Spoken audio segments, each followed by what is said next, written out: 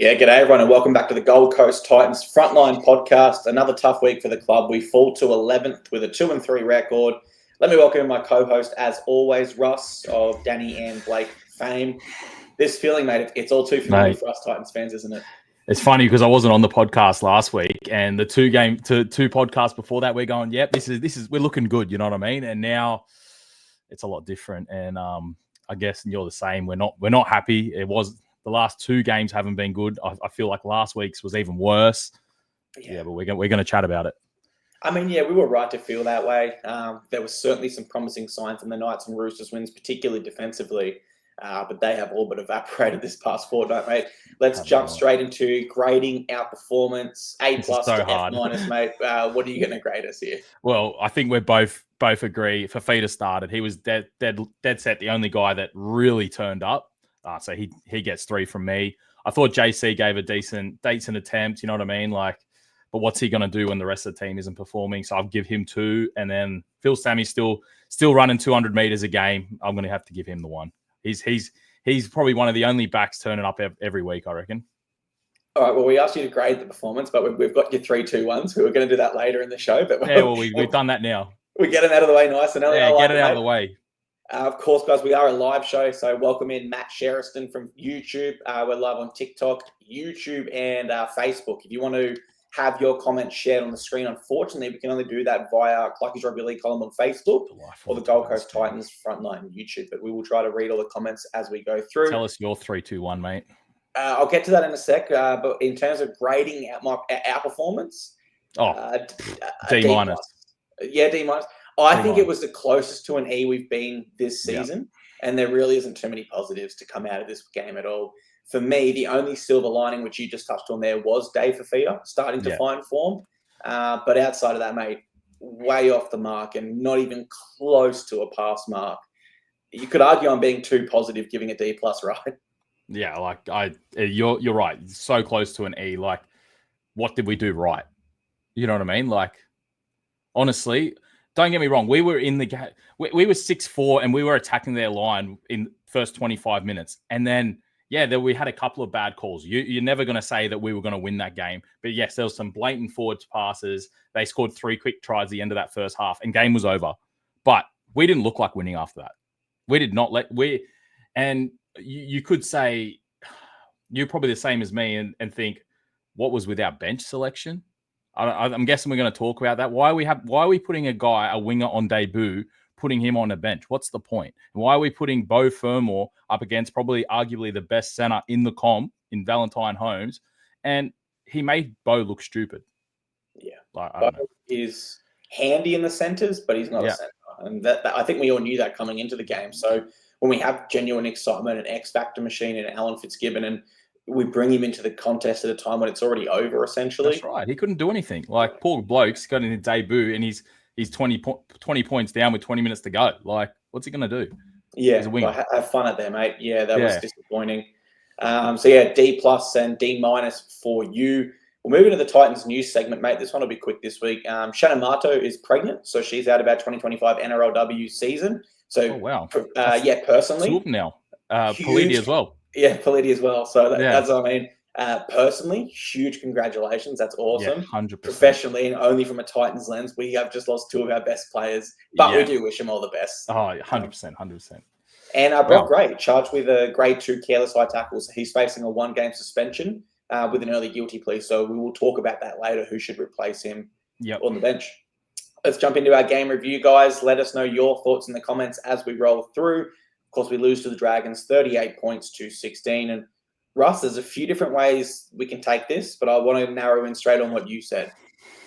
Can we actually pick and use a full 17? Now, Arama Howe has barely been used in the last fortnight. And against the Roosters a week earlier than that, Isaac Faasua-Malawi got 0 minutes also. So my question to the coaching staff is, how can we expect to be a competitive side when we have a top 30 like every other team, and we can't even find 17 players that we trust to jump on the field and do a job? There's just no other team in the comp that's done this, right? Also, we had no Tino this week, obviously, and he plays bulk minutes. We know that every week. He's going to play 65, 70 minutes every week. Why not share it out? You know what I mean? Let's share it out with the people on the bench. That's why we have a bench. There's no point having a player, a prop forward, playing minimal minutes. Like Isaac 2 weeks ago playing 0. What's the point? Yeah, it's like it's almost as if the coaching staff don't trust them to come on and do a job. Like, let's be honest, Arama Howe, he had 6 minutes this game, I believe. They're just token minutes, though. Like, yeah, I know, but like you're not coming on for any point at that except to get some minutes. Like, it's just exactly really disappointing. The bench was weird. Like, like we were saying it from the start. Why is Fafita not starting? Remember first, but we were like, oh, you know what? We're in the fight of these games. We're winning games. It's all good. Now it's proven he has to start. Imagine if he didn't start. How much worse would we have been? He pretty much created 2 of our 3 tries by himself. Yeah. Colt Sando, welcome in. I know Colt from another podcast that I do, so it's awesome to see his face here. He says, very disheartened by the result. Tino is back, the heart and soul of the team. Unfortunately, we rely on him so much. Oh, we do. I completely agree. This game shown how much we need Tino. Yeah. You know, every team needs their captain to an extent to win games, but we absolutely need our key man in Tino there. Onto the game itself, Russ. It's a really simple one for me to break down. We leaked 22 points in 7 minutes. From the 35th minute to the 42nd. 22 bloody points, mate. Can you believe that? No, and it was terrible. And they literally just broke us down. They smashed us on both wings. It wasn't one wing. Like that. Yes, Val Holmes and Tui Peloto were having an absolute field day out there. They carved up that side, but then they were also doing it on the other side. We just weren't defending as a unit. That was the worst defensive period of any team so far this season. And like, we can try to break it down, but ultimately it doesn't matter. I could tell you guys, it was just a brain explosion, or we just lacked concentration, or maybe we were just unlucky, or maybe this player wasn't at their best defensively. But genuinely, like, I don't want to hear that. I know you guys don't want to hear that. There's no excuse for leaking 22 points. There's nothing. You're never going to win games leaking 22 points in 7 minutes. No, not when the games we have won this year. We've been so brilliant defensively. They barely scored, but they didn't score 22 points in the whole game against us. So really tough to find positives about this game. Even without that 7-minute period, though, Russ, let's pretend we were perfect in that 7-minute period and we didn't leak any points. We were still off the pace. Like, that was bound to happen at a different stage through the game, in my view. Like, we got a lucky try off a kickoff and we scored in the last 5 minutes. Yeah. And as an example as well, we actually only missed 3 more tackles than they did, but they finished with 9 line breaks to our 3. They were clinical. I don't think that was a sign, Russ, of, the Dragons are just so dangerous, their attack was on. No, we were bad. Shows how far off the mark we were. It wasn't a tackle break because we fell off the tackle. It was just a straight line break because we completely missed the man. Super disappointing, man. In terms of individual players, there probably are a few on our side that have to be on thin ice. Now, we don't necessarily want to talk about that too much on the podcast. It's just really negative and it doesn't help anyone. But I think most fans would know which players we're kind of referring to. Look, we will here in the front line. We will always support every single player that pulls a Titans jersey 100%, on. 100%. Doesn't matter if you're in the lower grades, in a trial game, in the grand final, we're going to get behind you. But it must be said that there's a few players that individually have missed the mark a few times this year. And they've got to step up. I think we both agree there could be some changes, or there should be some changes. Yeah, we'll talk about our team list very soon, actually, because I've got a fair few changes to get through there as well. Look, I just think we need to regroup, rally again. Tino's back. Forget about this week. There's not much we can discuss, guys. There's not much we can say to make anyone feel better. And we just missed the mark. Unfortunately, it's as easy as that. 3-2-1s for me, Russ. 3 points. Dave Fafita, of course. Quite far out best player. What I really want to see, though, is this effort put in every week, especially with Tino back. Because while some of Dave's plays were really X-factor-ish, a lot of it was just, really good effort. Putting in that effort. Yeah. It was just old Dave Fafita that, 2-3 years ago was the best back rower in the comp, offload, and no one can hold him down. And he looked like that. Especially that first try he set up to Brian Kelly. Like, that was awesome. That was old Dave Fafita. That got me excited because we were like, we're 6'4" here. And then it just all went downhill. And where that all came from for Dave was touching the ball more. I just feel with Dave Fafita, the more he gets involved, the more his confidence grows. We don't need Dave to sit out wide and potentially make a line break once every half. we need Dave, just like Tino, looking for that ball, looking for opportunities and giving it his best, because as they do that, particularly with Dave, his confidence just grows. And we saw that literally play out. Number 2 for me, Jaden Campbell. I have seen some content creators have him as their actual halfback of the week. So I suppose from an external lens, people were definitely impressed with him. I think he had like 10 tackle breaks. Look, as a team, we were pretty lackluster in attack, but individually, I thought JC was pretty good. And Phil Sammy, I've seen people so far in the comments saying his defense wasn't very good. He still scored for us and had 191 meters, so he was busy. It was hard to give someone else. If there was ever a week, Russ, to say I'm not giving a 1 point out, it was this week. Yeah, because even I thought Chris Randall, he had 42 tackles, but he missed some as well, and I don't think he had as much impact as I would have liked. So it was hard. I'd like the Fafita and JC were clear always going to be the only two. It was hard to give a 1. It was really hard. Affiliates recap time, guys. Ipswich Jets defeat the PNG Hunters 22 points to 20. Tweed Seagulls had the bye. So that means the Jets moved to 6th, and Tweed also improved, getting the 2 points there to go to 10th. Again, guys, we don't have specific stats from this game. Unfortunately, the Queensland Cup haven't updated their website, so not much we can do there, unfortunately. This round, Tweed do travel to Townsville. They're going to take on the Mackay Cutters, and Jets travel to Brisbane. They're going to take on Broncos Feeder Club, Wynnum, Manly Seagulls. So a bit of a rivalry in affiliates with both of our teams facing the Cowboys and Broncos Feeders. Yeah, right. All righty. Time to talk team changes, mate. So we've said Brock Gray is likely suspended for this one. We know Tino's going to return as well. Any changes to the lineup you want to see, or anything jumping out for you at the moment? I've got a couple, to be honest. I'll start with the 1 to 13. Obviously, Tino's coming back. He's gonna go back into the lock. I would change RCG to the bench. I feel like he hasn't. I would start Jolliffe. Also, when's Foran back? I think he's still 2 to 3 weeks away. Okay. I don't know. I feel like we need more. I'm feeling Brimson maybe move back to fullback. Yeah. Maybe. On the bench, Brock Gray's out. I don't think they changed too much on the bench. Like, obviously, we're not going to have Fitzgibbon on the bench again. Surely not. Is Loffy back this week as well? I'm pretty sure. He should be back, yep. Yeah, so Loffy will take up that wing spot. Jojo was close to playing, so he should be the other center this week. So we are getting quite a few troops back. Where's Josiah Pulu? Surely he's getting a... I believe he had minutes for the Ipswich Jets. I don't know how many minutes because they didn't have the the full stats up. But I always feel he does all right off the bench, and we haven't seen him this year. So maybe he should be having a crack, and probably Jacob Alaquinki for the other spot on the bench.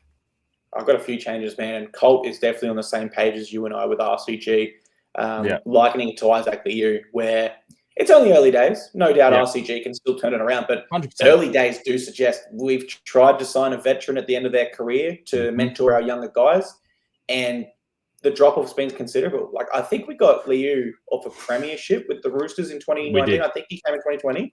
And we got RCG off a MVP, best player of the year for the Eels.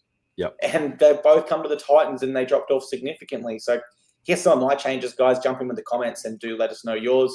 I love Yana Khan Pereira. Look, unfortunately, Tony Francis just did not do anywhere near enough to hold that wing spot. It's not even a debate. I'm sorry, Tony. Really talented player. For one reason or another, this little patch of form just wasn't Tony's best, which is disappointing because when you look at his stats and Khan Pereira's when they both played for Burleigh Bears, when they were our feeder, they had extremely similar stats coming through the grades. So I still believe in Francis, but just wasn't his best spot. I just wonder, how much longer can we persist with Brian Kelly at centre? Yeah. I know he was the players' player last year, and I know we all agree that he's a rocks and diamonds player. But at what point do we just say, hey, BK, as much as we love your diamonds moments, we can't handle the rocks anymore. We just need to be consistent. And the last couple of weeks, there's been a lot of rocks. It has. And I was looking at options to replace him. We've got Sam Stevenson, who's only 19. That would be a big risk. And Harley Smith-Shields, I believe he's back from his injury again now playing. That could be an option there. But, the problem there's not much option, is there?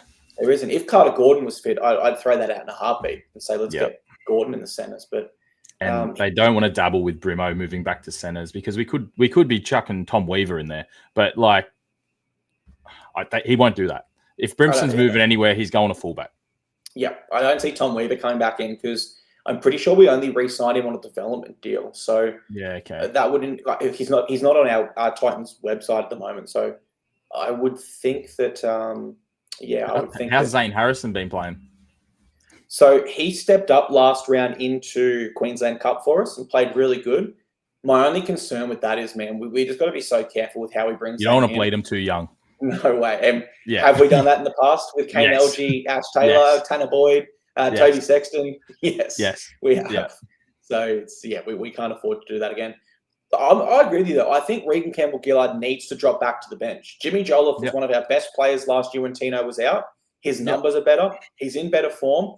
And I think for RCG, we just need a little bit of change because he has been underwhelming. So here's how my side would look. I'd have Jimmy Jolliffe and have him and Fodawaker as our starting props. Yeah, I agree. Chris Randall at hooker. Now, hear me out with that because I know that's a bit controversial. Fafita and Fermor back row, of course, Tino lock. Now, Sammy Verrills in 14. So what I'd do is I'd sub Tino off for a break, move Chris Randall to lock, and then bring Sam Verrills in at about the 25-minute mark. Then I'm going to sub on RCG for Jimmy. Yep. And then Tino back on for Fodawaker shortly afterwards, around that 30-minute mark. So that's 3 interchanges in the first half. But what it does is it gives Tino most of the half for us. And then RCG off the bench to provide a bit of experience. The rest of my bench makeup is going to be Cleese Haas in a middle defensive role as required for the next player. Cleese Haas has got to go to the bench. And then Pahulu. Look, I know he's leaving next year for the Bulldogs, all reports suggest, but we need to win now. And he's actually good for minutes off the bench. Unlike, by no fault of their own, Arama, Howe and Isaac, who just didn't get used by the coaching staff. So that's how I'd run our forward pack at the moment, mate. Would you agree mostly with that? Yeah, someone was saying Tukey Simpkins has been good in Cup as well. So I don't know. That could be an option. But yeah, I agree 100%. Cleese Haas should be moving back to the bench. It's been proven like for Fafita, he needs to start. He needs to play the game. Cleese Haas hasn't been bad enough to be dropped. So, yes, back to the bench and Yeah, and I think Cleese is still going to provide like consistent defense for us off the bench. Yeah. Like he's not going to have the impact that Dave and Bo have, but that's fine. Not everyone is an X-Factor back rower. Sometimes you need like a Jacob Preston in your side or someone that's just going to work hard. And Cleese does fit that role for us. Righty, mate. So that's how we both, that's both the changes we would make to our lineup. Let's go ahead and preview the game. So Sunday, 2 p.m, we're back at Seabus Super Stadium on the beautiful Gold Coast against the Raiders. And Russ, I want you to be brutally honest with us because I'll be honest as well. How much of a chance do you actually give us out of 10 to win this game? All right. After the last 2 games that we've seen, not much. Did you see? But we are back home and you've got to be confident. They just put 50 on Parramatta. Like they just smashed Parramatta. I know Parramatta's down the bottom for most of us, but they still put 50 on them, and they actually looked deadly on the weekend. If we don't get our defense right this week, they will do that to us. Yeah, absolutely, man. I'll be honest. I'm giving us a 2 out of 10. We're a 20% chance to win this game. 20%. Now we can up that. We can win it. Yeah. But we need things to go our way, and we need to obviously show a lot more than what we've shown in the last fortnight. Yep. But why I'm concerned is that the Raiders have won in multiple different ways this year. We saw them blow the Eels out, as you said. They've won on the buzzer against the Sharks, and they shut down the Broncos in a grinding victory there. And one thing that was common throughout all of those was they were 80-minute efforts, and there was great determination. They didn't make it easy for the sides. They didn't allow the sides to settle into rhythm by one way or another. They really punish those sides. And for me, when I look at a side that really grinds and is prepared to break you down and go the full 80 minutes like the Raiders are, the only other tough similar side we faced in that this year is the Bulldogs. Yep. And we came up well short in that one. Yep. When we break this one down statistically, Russ, they are averaging more points than us. They are conceding less as well. Their play the ball ruck speed is currently quicker, and they have a higher winning percentage at Seabus than we do. So it's all going in our favour, yeah? Well, this is how I think we can win. Please jump in wherever you see fit in this one. Now, the last time we beat the Raiders was in 2021. Prior to that, we go back to 2018. So only 2 wins in the last 6 or 7 years there. doesn't read pretty. But we need to tap into that. We need a siege mentality, and we need to acknowledge that they've been a far better side than us in recent years, and this isn't going to come easily. We need to give it everything. In particular, I want to see Dave really replicate his efforts that we saw last round. We don't need X Factor Dave, as we said before. Just give us consistency and touches, Dave. If he can mix that up with Tino returning for us, that's massive. That is massive in terms of the momentum we're able to generate. Don't forget as well, Russ, the Raiders wanted to sign Dave. And I'm pretty sure they probably still do, to be honest. So Dave has an opportunity here to kind of show them exactly what they missed out on and have another huge game. The other thing for me is really focusing on Fogarty's kicking game. I feel like it's really underrated. He gets Raiders can have he has one of the best kicking games in the comp. I agree with you, man, because the Raiders can have a bad set and he just puts an incredible kick in and gets them out of trouble. In return of that, I want to see Jaden Campbell given some space because his kicking game's not as effective as Fogarty, but it is big. He has a big boot. He has a good, yes, he does. Boot. And so I just think back to the Cowboys game. Do you remember how many errors their wingers and fullback and they were making under pressure? They literally lost the game in that aspect. They did, yep. So kick pressure becomes really important as well. I'm talking like fifth tackle. Instead of trying to kick for field territory, aiming, let's say, at their 20-meter line, pull it back towards the 30 and make sure all of our players are in a position to compete or put pressure on them. And just see them come up with a few errors.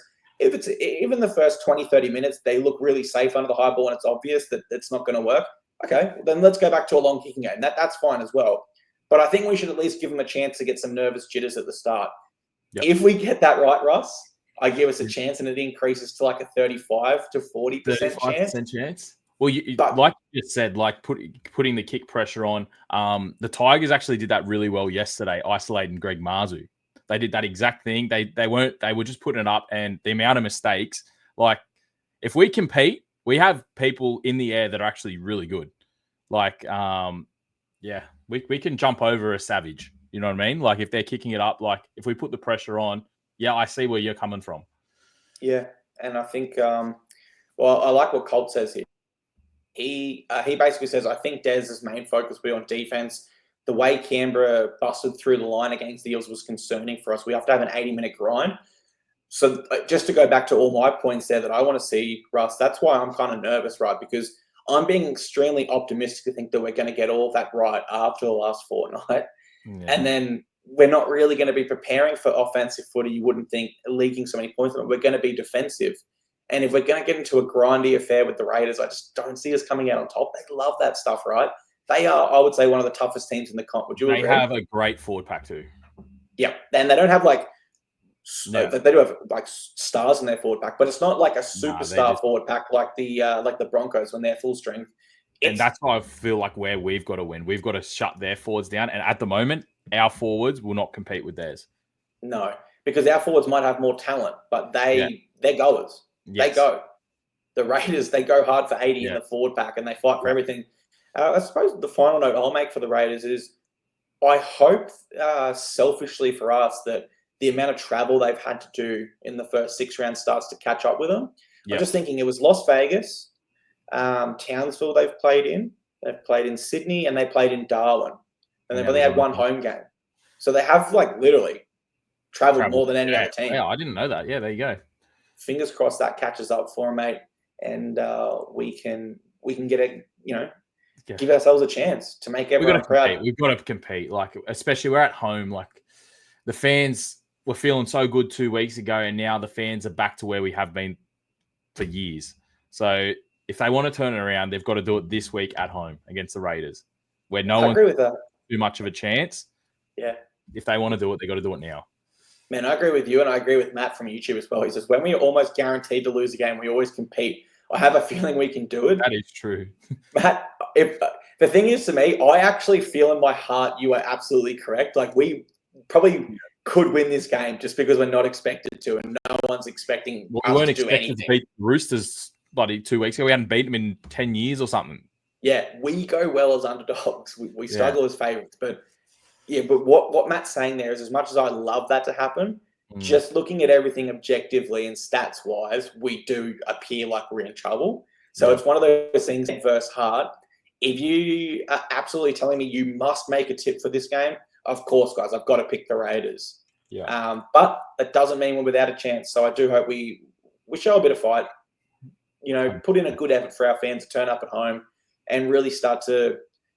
Well, let's not forget, like last time we were at Seabus, Russ, we held the Knights to 6. Yeah, and I know they have had massive struggles in attack lately, but we could build it as a bit of a fortress, right, where it's hard for sides to come and win. Yep. And we've got an opportunity here to do that. Yeah, 100%. Like, we haven't had a home game for 2 weeks, have we? So we've had 2 losses. Yeah. And, let's go back there and win and make that our fortress. Yeah, let's get it back on track. Any final predictions, try scorers, anything else from yourself for this game? Try scorer, I reckon Loffy comes back and he's bagging a double. I like it. I like that a lot, actually. Yeah. So he'd be, I think he'd Tamale, be going at, Savelio Tamale, who has shown a few defensive deficiencies. I really like what I'll tell you there. I reckon Alofiana Khan-Pereira comes back and has a big game for us. Look, I can't tip the skies, but if we get a lot of the things we spoke about right, then we will give ourselves a chance. And that's what we ultimately want, to be in these contests, not be an easy beat and put up a tough fight regardless. Alrighty, guys, that will close our show here. And don't forget, if you are new here, it's your first time watching the Gold Coast Titans Frontline podcast. We're all over social media. You can find us there, sit with us at games and join the Titans community. And we'll be back next Monday at 5:30 p.m. where we'll break down the Raiders game, preview our next, and talk all things Gold Coast Titans with you legends yet again, guys. So thank you very much, and we will see you there.